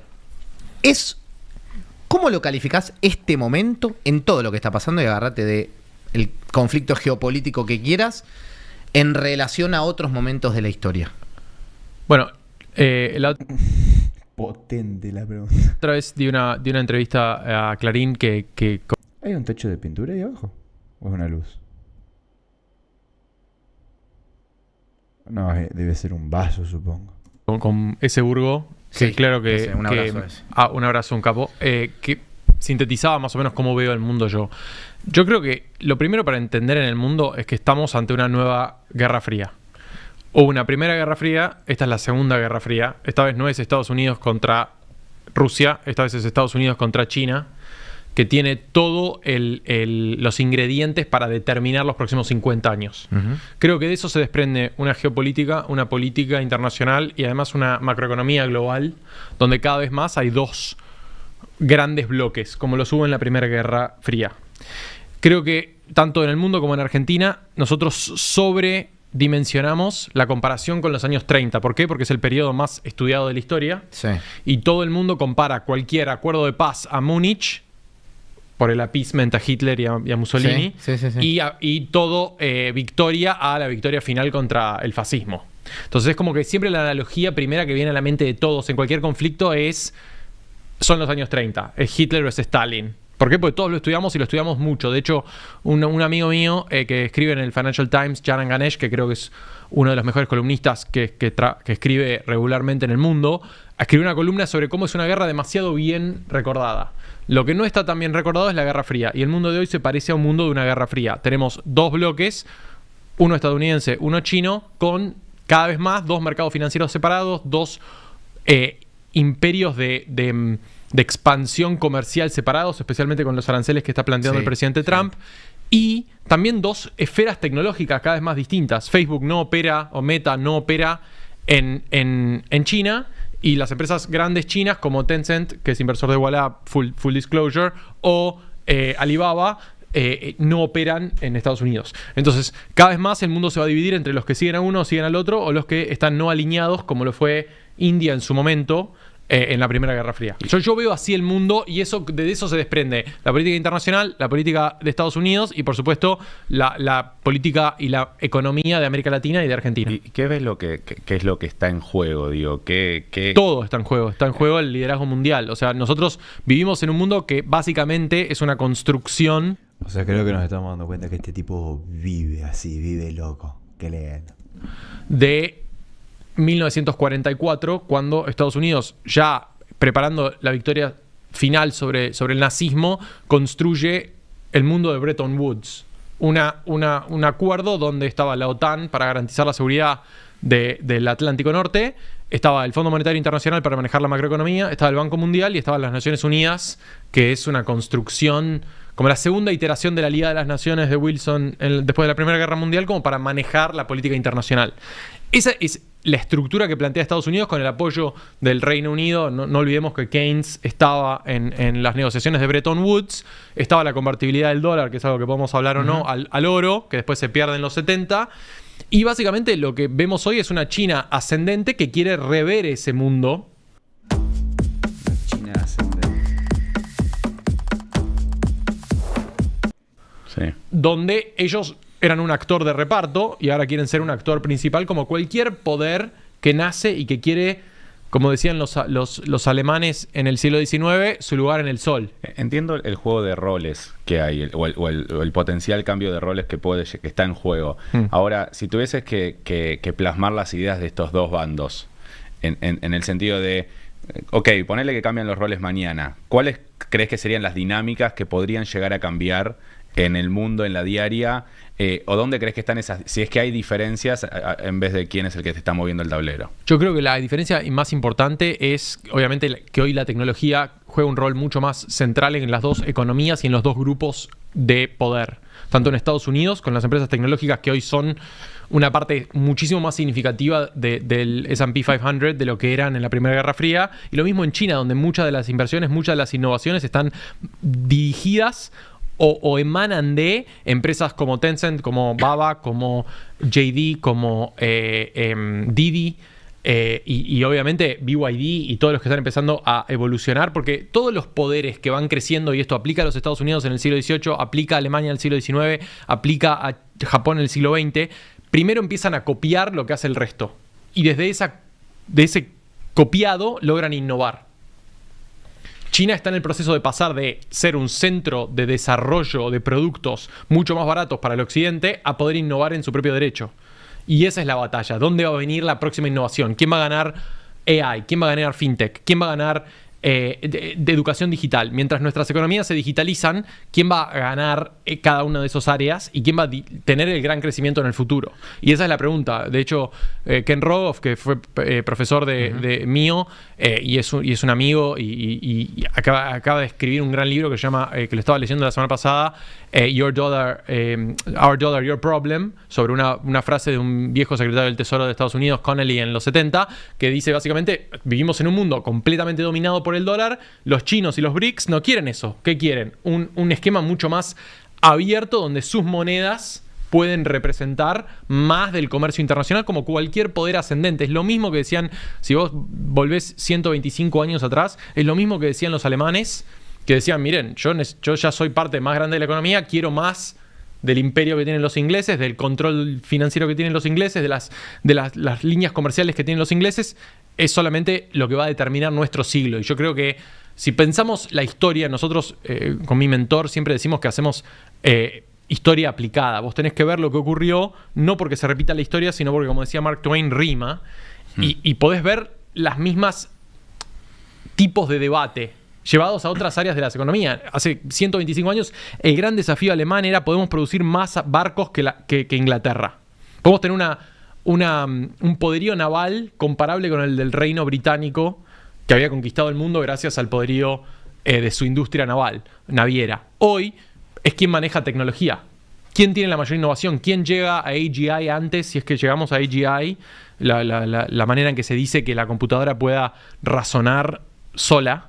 Okay. Si van a llegar los americanos, si van a llegar los chinos, ¿quién va a ganar quantum computing? Creo que vamos a ir hacia una nueva carrera espacial, etcétera, etcétera, etcétera. Te quiero mezclar algo de tu mundo actual, que es el financiero, con algo de esto que estás mencionando.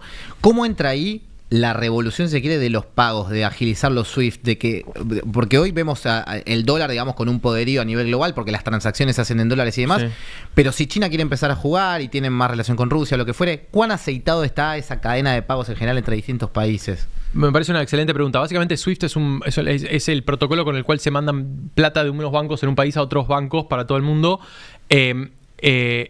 La verdad que cuando nosotros pensamos globalmente, SWIFT es súper anticuado, es tecnología de los 70. Okay. Hoy el dinero se puede mandar mucho más rápido, digitalmente. Y hay muchos países como India o como Brasil que tiene PIX, UPI en India, nosotros con transferencias 3.0, que en realidad es la revolución del alias, que empezó ya en 2017-2018. O sea, toda esa manera de mandar plata es mucho más rápido que SWIFT. Bien. Los chinos van a querer exportar su manera de hacer dinero digital, y es el país más digital del mundo para pagar, con líderes muy focalizados en acelerar la digitalización de otros países. Por eso invirtieron en Nubank, invirtieron en nosotros, invirtieron en otro tipo de empresas que hacen eso. Está mucho más doméstico hoy que internacional, pero el próximo paso es internacional. Es conectar las billeteras de Argentina con las de Brasil, o las de Brasil con Chile. Eso es lo que se viene. Los americanos entienden que SWIFT está viejo y está obsoleto. Creo que si pasa esta nueva ley sobre stablecoins en el Congreso americano, que todo parece que sugerir que va a pasar, eso debería llevar hacia un mundo donde los stablecoins se convierten en un nuevo protocolo para mandar plata internacionalmente. ¿Qué dice la ley, más o menos? La ley está básicamente sponsoreada por las empresas grandes cripto, incluidas Coinbase y otros. Básicamente dice que crea un régimen sobre el cual las stablecoins, que están... Cada stablecoin tiene $1 atrás, y podemos entrar en el debate si eso está bien o está mal, pero básicamente cada stablecoin representa $1. Para ti, ¿qué significado tiene la palabra secretos en los negocios? Durante siglos, los empresarios han estado... Están aceptadas, están reguladas, son legales, los bancos las pueden tocar, que es algo que hasta este momento estaban como en un gris, donde había muchos jugadores financieros, incluidos en Argentina, que algunos hacen stablecoins, pero yo como banco no lo puedo tocar, entonces está esta inequidad regulatoria que permite a algunos jugar y otros no, y al usuario no saber si es legal o no es legal lo que están haciendo. Okay. Te hago una pregunta. Está bien que eso no detiene a cierta gente que dice, me chupa un huevo si es legal, perdón, no puedo decir eso. No, está perfecto. Sí, acá se puede. Estamos en streaming, acá está todo bien. Perdón, pero ¿entendés? Entonces esa diferencia... Creo que los chinos van a acelerar la exportación de su modelo fintech, que ha sido realmente ganador, porque más transacciones hoy son digitales en China de las que son aún en Estados Unidos. Y eso es una locura. Eso. Sí, es lo mismo que los autos eléctricos. Hay mucho más penetración de autos eléctricos en China que en Estados Unidos. Sí. Entonces eso... Miralo, ya en Buenos Aires empezaron a entrar los primeros autos híbridos chinos y eléctricos, y son realmente un increíble producto por el precio. Entonces el que copia... al principio, después pasa a innovar, y ese es el modelo del desarrollo, ¿no? ¿Tiene alguna implicancia más que el negocio en sí de manejar la plataforma de pagos en términos de, no sé, de potencial manejo de información o, viste, tener más control sobre depende activos? Eso depende a quién le preguntes, y depende que las reglas de antilavado son internacionales, y hay como arreglos internacionales de eso. Después, cada banco central impone regímenes de información dependiendo de su regulación y dependiendo de cómo quieren cumplir con las reglas internacionales. Entonces es una manera de decir que aburrida de decir se puede hacer lo que vos quieras hacer. ¿Por qué se me corta el coso?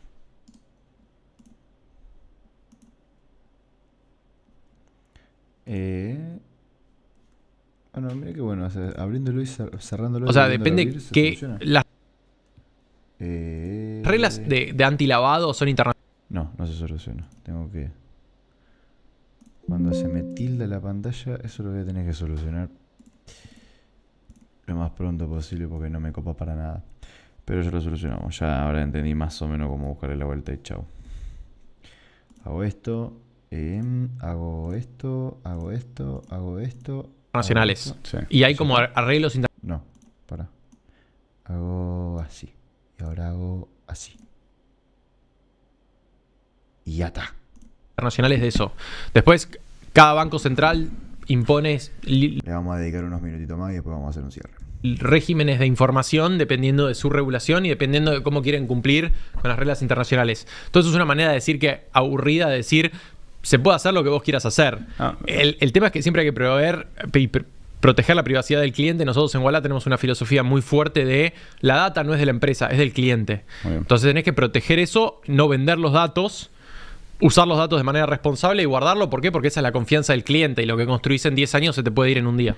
Mi pregunta iba más con esto de la pelea por el SWIFT o quién se queda con la metodología, qué país gana la carrera de la... Bueno, ahí el tema es que, como decía Santi, o sea, hoy el 80% del comercio global pasa en dólares. Sí. Eso hace que el dólar tenga un rol en todo comercio internacional extremadamente fuerte. Si vos sos un poder ascendente que quiere cambiar las reglas del mundo como existe desde 1944, uno de tus objetivos es que se use más tu moneda que esa moneda. Y esto es el euro podía ser un gran contrincante contra el dólar, pero obviamente hace una década tuvimos la crisis financiera del euro, que si no hubiera sido por Mario Draghi terminaba mal. Whatever it takes and it will be enough. Total. Eso llevó a un cambio que como sacó el euro de carrera, pero hoy básicamente es una batalla entre el dólar y un crecimiento marginal del renminbi o el yuan, que va a subir, pero acordate que esto lo entienden los argentinos más que cualquier otro, el yuan sigue sin ser convertible. Entonces, mientras vos tengas controles de capital y una moneda no convertible, es mucho más difícil que Singapur acepte hacer comercio internacional en renminbi cuando comercia con Italia. ¿Por qué? Porque dice, bueno, sí, pero yo tengo esta plata, pero después al final dependo del Banco Central chino, mientras Estados Unidos no tiene control de capital. Si no te gusta el dólar, lo cambias mañana por yen, por peso. Ahora vivimos en peso fuerte, así que por peso, por real o por peso mexicano, lo que sea. Saquen la stable del peso argentino. Claro. Yo, la verdad, me parece un El gran hornero. producto. Gran producto. El hornero que vive y Sí, sobrevive. sí, Los memes del hornero son espectaculares. ¿Cuánto crees que el DeFi, Me voy a ir y mil disculpas por un lado que me vaya así, pero siendo que, bueno, son las 4:10 de la mañana, no me está viendo nadie, me voy a tomar el atrevimiento de cerrar de esta manera. Esto me puso muy contento, ¿sabes por qué me puso muy contento? Y lo voy a decir bajito porque me está durmiendo mi viejo y no lo quiero despertar. Pero, sin embargo, me quiero ir de esta manera por lo siguiente. Me acabo de poner muy contento. Vos fíjate lo que es, o sea, voy a poner de nuevo esto. Va.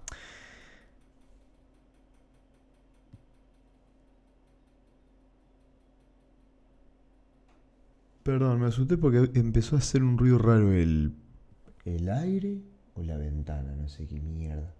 Pero bueno, voy a poner esta escena un segundito, porque esto es terrible. O sea, me parece terrible. Me pone muy loco esto de este tipo en este momento. Este tipo en este momento está contento. O sea, justo ahí lo enganché, pero vos fíjate que está hablando de una manera seria. El tipo entiende que en este espacio está expandiendo su forma de ver el mundo, está expandiendo su forma de ver cómo ve la Argentina, etcétera, etcétera, etcétera de cosas, ¿no? Pero lo que me vuelve loco, me encanta y me está inspirando mucho es que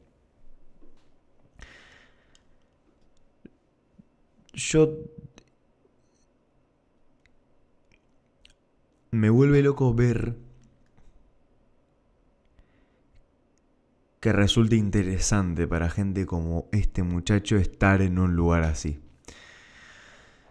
Así que me llevo mucha tarea. ¿Por qué digo esto? Voy a ser responsable con la grabación. Yo estoy apuntando, evidentemente aún.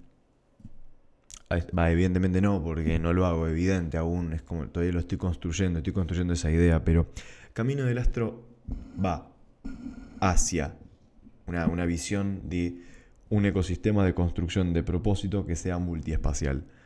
Esto de multiespacial sería por el mundo digital, el mundo presencial, etc. Podemos involucrar metaverso, es como que está ahí en toda la visión, todo está por verse, ¿no? Pero hoy, bajando los pies a la tierra, siempre mirando el sol, pero siempre los pies a la tierra, los pies en la tierra, siempre mirando el cielo, dijo Daddy Yankee. Hoy quiero construir este ecosistema similar a un Neura, similar a un Olga o un Luzu. Es como hacer este match mezclando la dinámica startup para crear esto, un ecosistema en donde se pueda construir todo este tipo de cosas. Entonces me voy con mucha tarea, con mucha garra y con mucha ganas de hacer cosas copadas. Así que, gente bella, les voy a mandar un abrazo grande a todos y sigamos construyendo entre todos. ¿Sí? Beso grande.